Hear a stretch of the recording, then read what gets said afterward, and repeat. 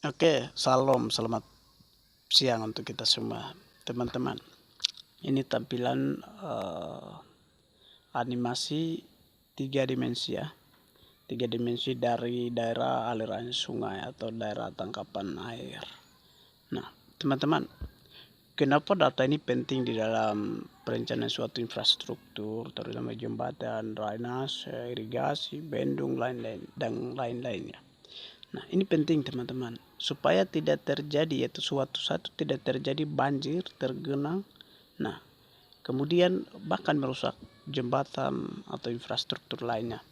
Nah, ini karena selama ini kita melihat banjir terjadi di perumahan, kemudian jembatan rusak akibat banjir, kemudian ya bendungan tidak mampu untuk menampung, kemudian irigasi tidak mampu untuk menampung debit air yang besar.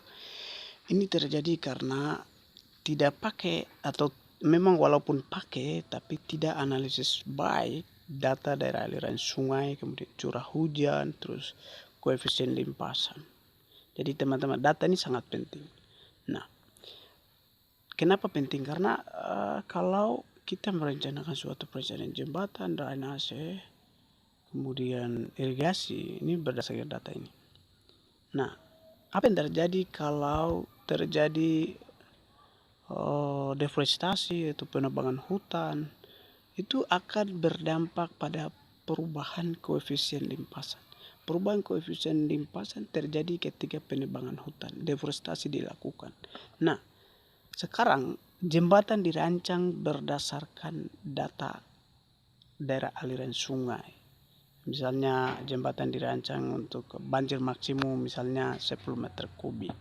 Nah, tetapi setelah pengunduran terjadi, deforestasi terjadi, kemudian mengalih fungsikan hutan.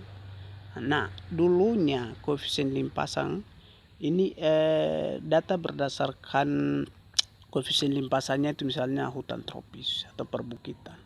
Itu dia akan berubah koefisien limpasan, kemudian permukaan tanah dia akan merubah teman-teman. Nah, setelah terjadi penebangan hutan itu terjadi perubahan juga lapisan tanah. Nah, humus-humus hangus, kemudian tanah akan berubah menjadi padat teman-teman, sehingga air hujan yang biasanya masuk di dalam tanah atau infiltrasi itu akan berubah menjadi runoff atau aliran permukaan. Nah, hal ini membuat debit air meningkat. Nah, dulunya jembatan dirancang berdasarkan